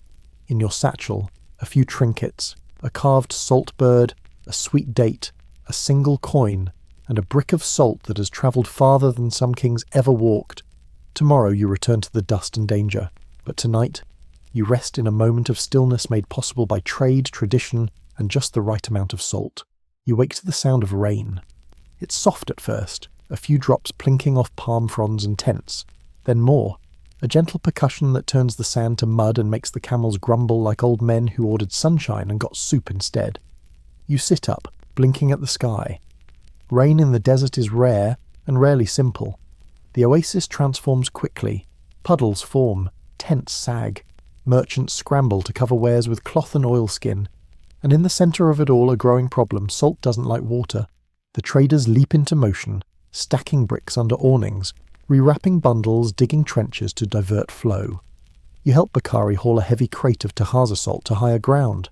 Even with all the precautions, you watch as one corner of a slab begins to soften, crumbling like stale bread. This, Bakari says through gritted teeth, is why we pack double. He's not being dramatic. Rain means loss, literal, financial and symbolic. The great irony: water is life in the desert, but water is death to salt. You learn quickly that wet salt fetches a lower price. Discoloured salt? Even worse. And sour salt. Salt that's absorbed too much moisture and smells faintly of mildew? That's basically garbage. Some say you can purify it by drying it in direct sun for 7 days and burying it with charcoal. Others just feed it to the camels and hope for better luck next trip. Historians still argue whether climate shifts or seasonal rains played a role in the decline of Mali's trade routes. But sitting here, watching half a dozen traders inspect their soggy inventory, you see the truth firsthand. 1 bad storm can ruin a month's profits. 2, an entire trade season. And if you think tempers run high over spoiled goat meat, try telling a man his salt bricks are now soggy doorstops. You drift through the camp, overhearing complaints, prayers, and the occasional joke. One merchant holds up a ruined slab and sighs, "Guess I'll sell it as soup base." Another grumbles that he dreamed of a crocodile last night. "Should have known. They always bring rain." A griot sings a snarky tune about a man who bought cheap salt, ignored the skies, and ended up with a pile of mush and a broken engagement. You find yourself helping cover a salt pile with woven mats, anchoring them with stones. A young girl hands you a chunk of clean salt from a hire stash. "Trade this instead," she says. "Hide the bad stuff, smile a lot." She's maybe 9 years old and already understands merchant diplomacy. As the storm clears, the damage becomes clearer too. One caravan decides to turn back early, its cargo compromised. Another stays to wait out the mud. Yours? You push forward, partially because your salt's still intact, partially because Bakari refuses to let a little weather ruin the route. "Salt walks," he says. "Rain jogs. We don't stop." Still, the mood has changed. The road ahead feels uncertain. As you trek forward through slushy sand, you notice something else. Talk of rebellion. Whispers float on the wind. Villages refusing tolls. Young men blocking caravan paths. Leaders questioning whether the empire's salt taxes are fair. One trader claims a market town revolted after being forced to trade its millet for overpriced salt. Another says a salt convoy was ambushed not by bandits, but by its own porters, tired of carrying loads while nobles collected profit. You ask Bakari if this is new. He shakes his head. Salt makes rulers rich, but people get tired of paying to taste their own sweat. Salt taxes were real, sometimes extracted in slabs, sometimes converted to gold equivalents, and while they kept the empire rich and the roads running, they also bred resentment. Too many taxes, too few returns. Sound familiar? There's an old saying Bakari repeats under his breath. He who taxes salt must guard his door twice. You stop at a small village for rest. It's quiet. Too quiet. The market is empty. The salt stalls shuttered. A few elders sit outside staring at your caravan like it's a visiting plague. One man finally speaks. "No trade today. Your tax collector came last week. Took the salt. Left nothing." You offer a small handful in goodwill. He doesn't take it. Just turns away. That night, around your fire, the mood is somber. Even the griot doesn't sing. The air tastes bitter. Not from smoke or stew, but from something heavier. You feel it in your throat. Salt is still sacred, still needed, but it's no longer safe, and you begin to wonder, can something that binds also break? As the stars emerge, you lie back on your mat, thinking of soaked bricks, angry villagers, and salt roads turning into fault lines. Tomorrow, you march again. But tonight, you listen to the silence between conversations, the way it settles, like salt in water, slowly dissolving into something hard to name. You leave the village in silence. No farewell, no friendly wave, just a handful of tight-lipped stares and a child tossing pebbles at your camel's feet. Bakari keeps his eyes forward. No stories today. Just dust, hoofbeats, and a growing awareness that the salt trail, once Mali's spine, is beginning to crack under its own weight. As the sun rises, so does the call to prayer. The caravan halts, and the traders kneel on flattened mats, their foreheads pressing gently to the earth. You join them, awkwardly at first, but with sincerity. The murmurs of prayer ripple outward like water, calm and constant. And when they're done, the silence that follows feels sacred. Then the debates begin. A visiting imam joins the caravan at the next stop, a man with an iron-grey beard and eyes that don't blink nearly enough. He rides a donkey and carries two things, a rolled prayer mat and a small satchel filled with salt bricks the size of river stones. You're curious. He opens his pouch and displays each brick like a relic. "These," he says, "were given to me in exchange for sermons. The word of God traded for the salt of the earth." You blink. He's not joking. He goes on to explain that Islam spread across West Africa, not only by sword or gold, but by trade, by caravans, by griots, by salt. In mosques from Gao to Niani, imams were paid in salt, their Quranic schools funded by the steady trickle of caravans bringing both goods and ideas. Historians still argue whether the salt trade merely enabled Islam's spread or actively shaped it. But standing here, watching the imam tie a brick to his saddle like a talisman, you get the sense that salt preached long before minarets echoed across the dunes. Later that day, the caravan rests in a town built around a mud mosque. Tall, elegant, studded with wooden beams like ribs. You join the afternoon prayer there, feet warm from the tile floor. Afterward, the imam delivers a short sermon, not about paradise or punishment, but about salt price gouging. You try not to laugh, but it's surprisingly gripping. The merchant who fattens his coin with stolen salt, he says, has spoiled both body and soul. Several traders shift uncomfortably. One quietly adjusts his ledger. After the sermon, you follow a group of scholars into a shaded courtyard where they sip tea and debate trade ethics. It's a blend of theology and commerce. Should salt be taxed the same in dry and wet seasons? Can a caravan leader accept gift bricks without counting them as payment? If a man uses salt in a wedding dowry, does his wife own it? One woman says, if she cooks with it, it's hers. Another argues, if he mined it, it's his. A third just sips her tea and mutters, salt never stays where you put it. Truth. You pass by a school where children practice reciting verses. One boy holds a tablet coated in blackened salt ash, used like a chalkboard. When the teacher corrects him, she rubs the verse away with a damp cloth and says, write again, but with more heart. Another teacher shows you an old scroll. It contains a list of Islamic legal rulings involving salt, everything from theft to storage. One ruling bans traders from hiding wet salt beneath dry bricks. That, she says, is deception of the highest order. Fringe detail. In some towns, salt had its own zakat category, a charitable tithe. Traders were expected to donate a percentage of their salt to the poor. Not gold, not grain, salt. Because salt, after all, saves food, preserves meat, keeps people alive. It's not luxury, it's life. You eat dinner with a local family, flatbread, salted lentils and pickled onions sharp enough to wake your ancestors. You offer to help clean up. The grandmother accepts. She teaches you how to scrub pots with a salt-soaked stone, saying it wards off mould and bad dreams. You glance at the polished pot. No dreams tonight, then.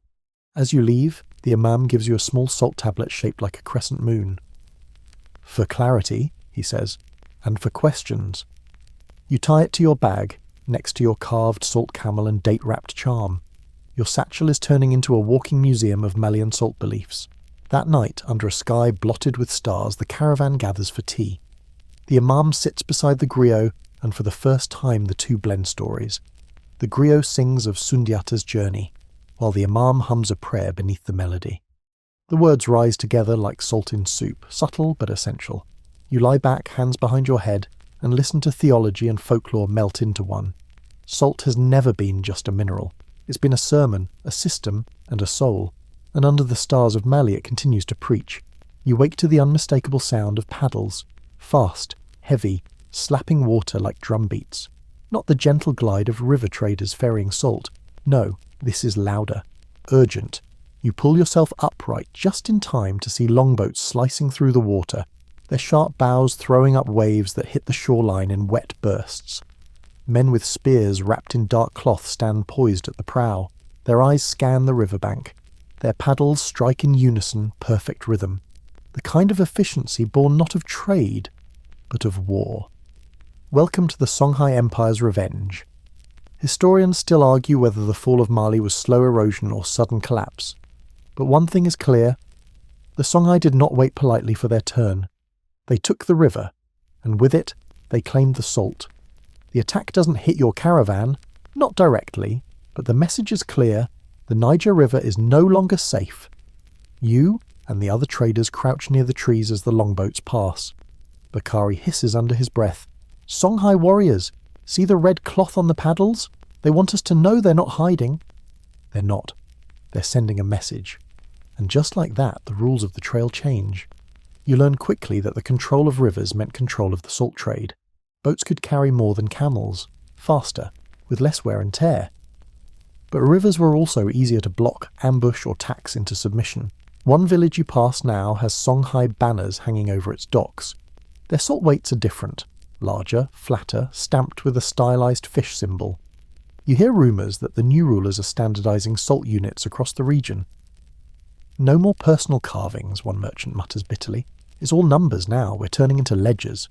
You see it too. The local market feels tighter. More efficient maybe, but colder. Salt trades that once involved haggling, flirting and storytelling now happen in silence, overseen by armed tax agents. Bakari spits in the dirt. They call this order. I call it a parade with no music. At a rest station further downriver, you watch a merchant's ledger being inspected by Songhai officers. They flip pages, count bricks, measure sizes. One brick is deemed too light. The merchant is fined 2 more bricks. No appeal, no song, just numbers. Historians often marvel at Songhai's bureaucratic efficiency, but in the eyes of the old traders, it looks like the soul is leaking out of the trail. Later, you share a meal with a group of displaced Mali traders. They speak in low voices about Mali's fading grip, the fall of Niani, and the way salt caravans are now being rerouted to avoid Songhai checkpoints. They don't understand, one says. Salt doesn't like pressure. You squeeze it too hard, it crumbles. You ask what they'll do, one shrugs. Trade smaller, walk longer, go quiet. Salt finds a way. Still, it's not all bad. The infrastructure's improved.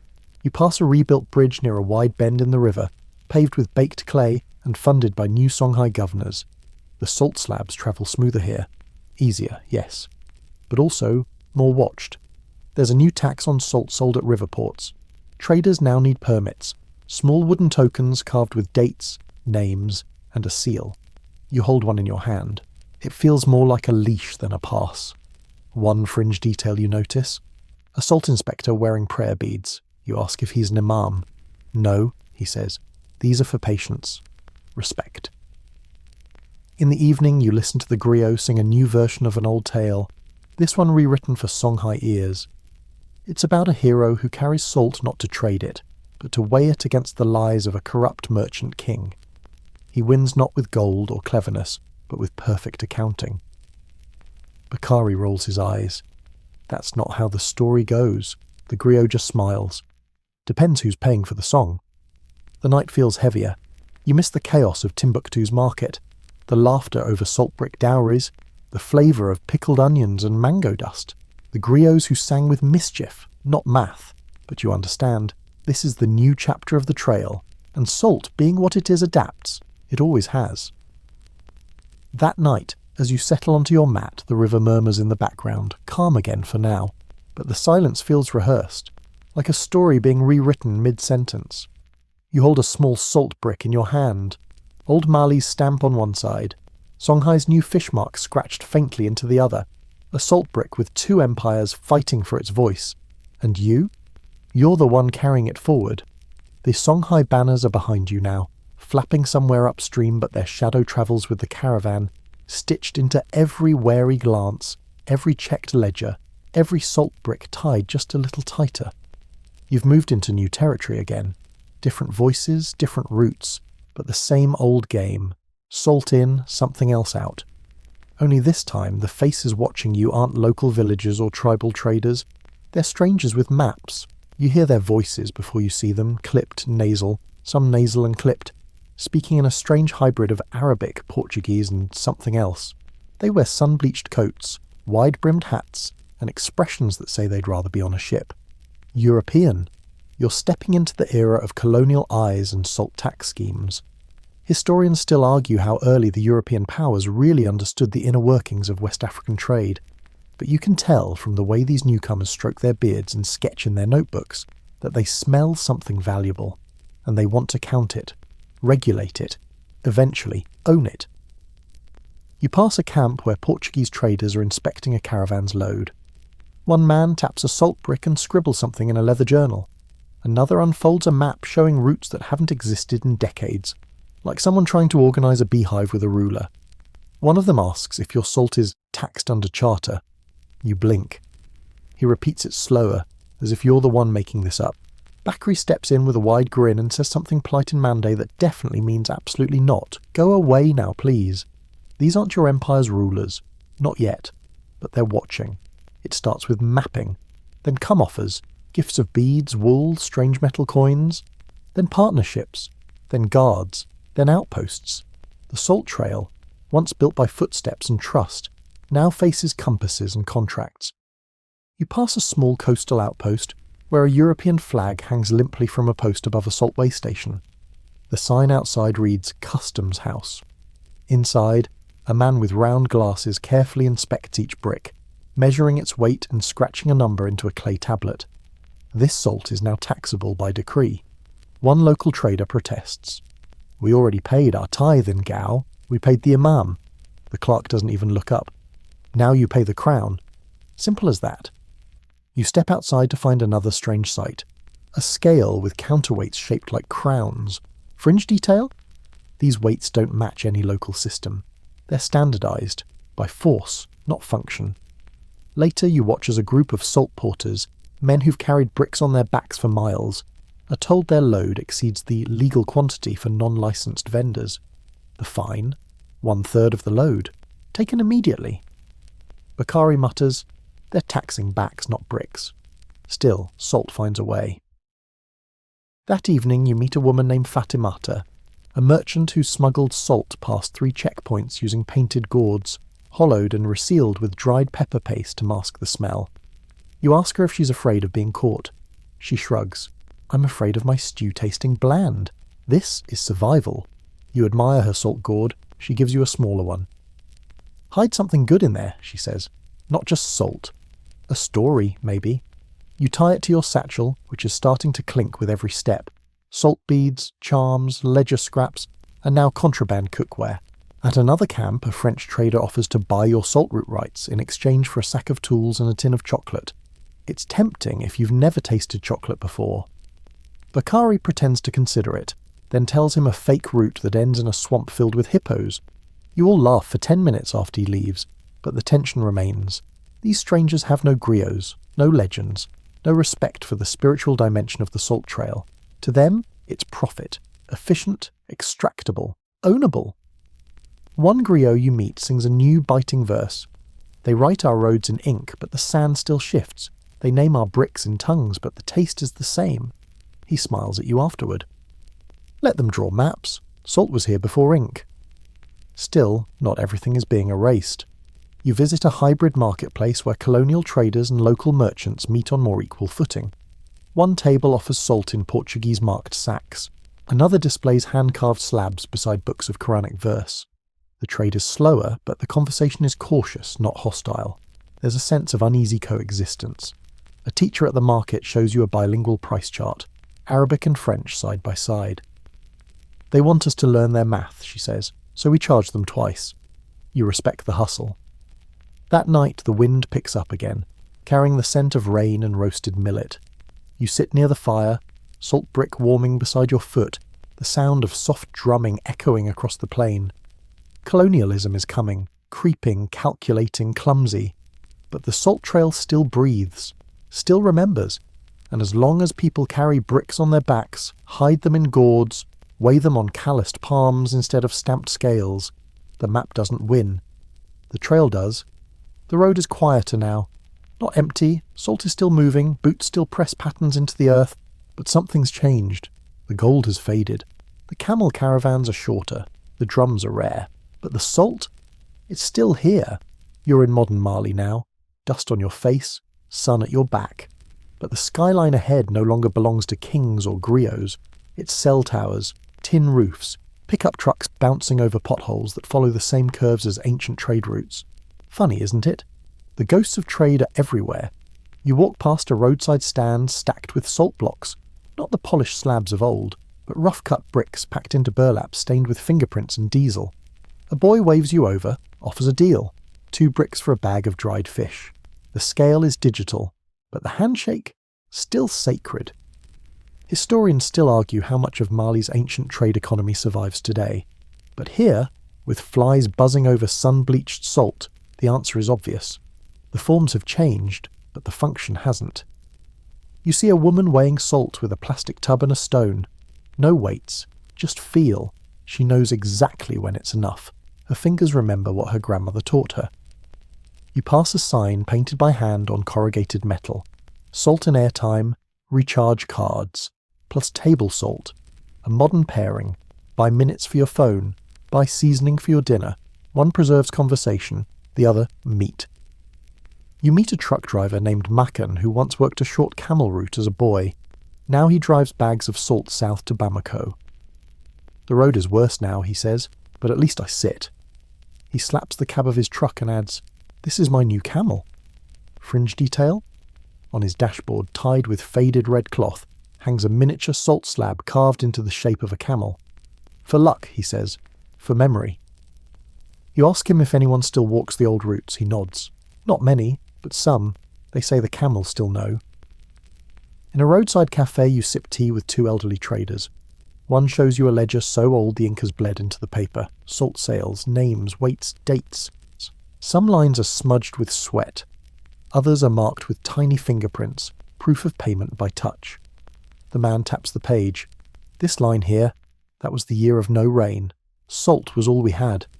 He pours you a second cup of tea, drops a single salt crystal into it and stirs with his finger. Just enough, he says, like the past. You visit a school in a small town. The chalkboard lists the day's lessons: geography, French, histoire du commerce. A child draws a camel in the corner and writes beneath it, Sel pour la paix, salt for peace. You smile. Griots may be rarer now, but stories still move. Down the road, you pass a warehouse shaped like a rectangle, painted with a mural of caravans. It's a salt cooperative. Modernised, yes, but still handling bricks like offerings. Inside, workers weigh, sort and package slabs. One woman wears earbuds.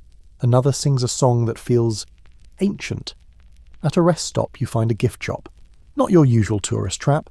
This one sells carved salt tokens, little replicas of the old bricks, now mounted on keychains. You buy one. It says, from Taghaza to tomorrow. Bakari would have rolled his eyes. You head farther south and see signs of the old trail breaking up. Paved roads, market stalls stocked from China, not Timbuktu. Salt is no longer the king of commerce, but it's everywhere. In soup, in bricks, in memory. Still traded, still sacred. A man offers to sell you a packet of Mali gold, artisanal salt, locally harvested, sun-dried, bagged with care.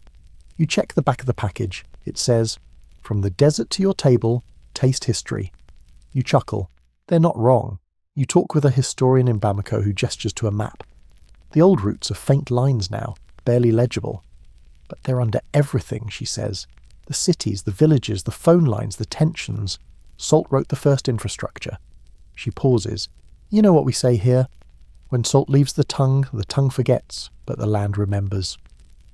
You leave her office thinking about memory that doesn't live in books or dates, but in habits, handshakes, family recipes, in old men who still tap bricks like drums to hear if they're good, in songs hummed by truckers who've never touched a camel. That night, in a small guest house, you lay out your satchel. A carved salt bird, a gourd charm, a moon-shaped tablet, and that one last brick. You place it beside your bed, just in case. Salt still matters. It always will. Because it's more than taste. It's more than trade.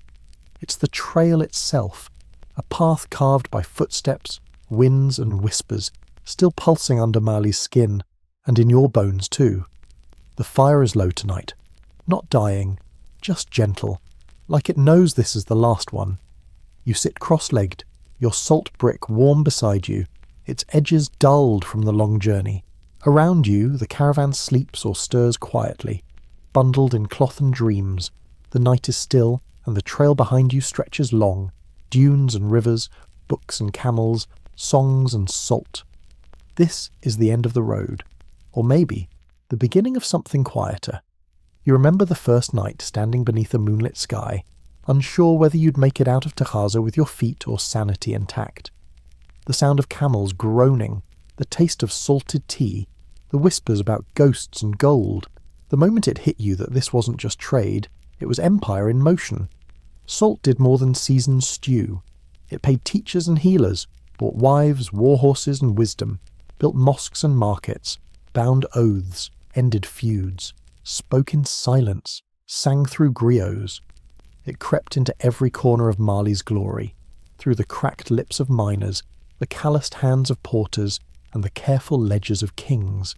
You think of Mansa Musa, robes glowing, salt beneath his sandals, of Timbuktu's libraries, paid in salt and protected by shadows, of silent trades where trust spoke louder than words, of Osis blooming with gossip, pepper and salted dates, and then of the floods, the rebellions, the inspectors, the inked fingers of outsiders trying to rename what never asked for their words. The trail tried to bend, It even broke. But it never disappeared. Because salt doesn't vanish. It dissolves. It merges.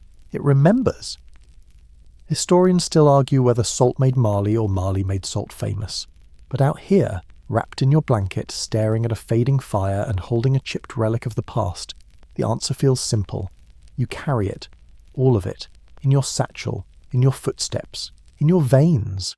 The trail may quiet, the bricks may crumble, but as long as someone walks the route, offers a handful in trade, hums a tune with Taghaza tucked in the verse, the story continues.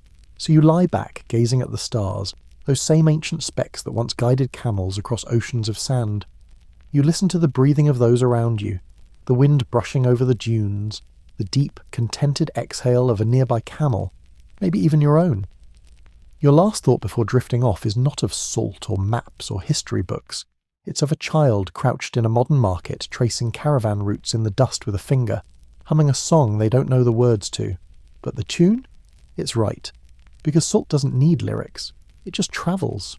So now, the fire fades, the trail narrows, and your breathing slows. You've walked through golden empires and ghost towns of salt, past riverbanks that once whispered prices in gold dust and dunes that echoed with the footsteps of 1,000 hooves. The noise of trade, the cries of market wives, the soft scrape of books opened beneath mud brick roofs. It all drifts now, like salt caught on the wind. Let it drift, let it settle. Your muscles, tired from the long march, begin to soften. The tension in your brow eases.